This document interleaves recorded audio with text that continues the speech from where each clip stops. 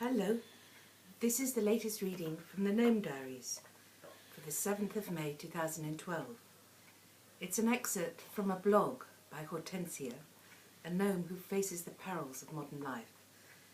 And the address for the blog is the Gnome Diaries at blogspot.com. The Gnome Diaries at blogspot.com. Anyway, this one is called Bluebells in the Dusk and Comfort Nearby. Just so sad, thought Eleonora. She had been out for a stroll to enjoy the effervescent beauty of the bluebells as dusk fell, and had come across the forlorn figure of a lady crying as she sat alone on one of the new benches in the bluebell wood. Poor lady, perhaps I will sit with her for a while to keep her company. And with that Eleonora wrapped her cloak around her, and tucking herself into a comfy spot under a clump of borage leaves, closed her eyes. It was not something that the gnomes had expected, to discover that so many of the humans who came to visit were not at peace within themselves or in their lives. Eleonora and Archimedes had been discussing how best to deal with all the feelings that humans were bringing with them on their walks. You see, gnomes are acutely aware of feelings.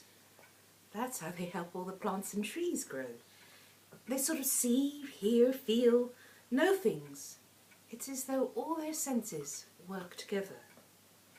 Everything leaves an atmosphere, and it was all well and good some of the younger gnomes giggling at their young lovers, all entwined and intense, but quite another easing the burden of sorrow, despair and grief that some of the other humans left behind. Eleonora hummed a silent song, sending out a light of sympathy and acknowledgement from her heart for the lady nearby.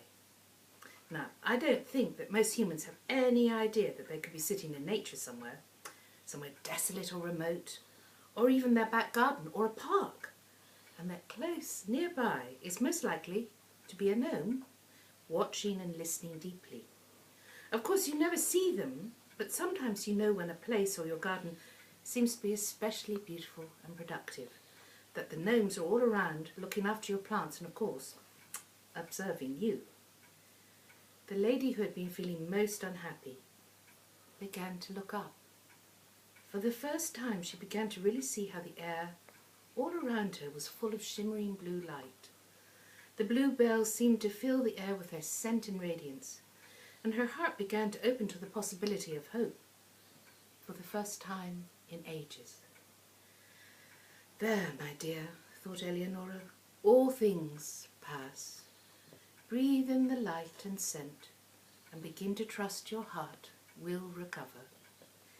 She made a mental note to herself to check in on how the old lady was faring later that evening. Eleonora walked slowly home. She was thinking about some of the unexpected consequences of sharing the forest with humans. They had all expected more work maintaining the plants and trees. Some, like Hortensia, were enthused with new planting schemes, and wanting to encourage their visitors. Quite an undertaking to take on. Best Hector and I stay for a while to encourage the others. Besides, I can keep an eye on baby Harriet for a while longer and cherish the company of my friends during a time of such change. So she quickly hurried back to Persimmon Heights and the delight of one of Archibald and Hortensia's delectable dinners. Bye-bye.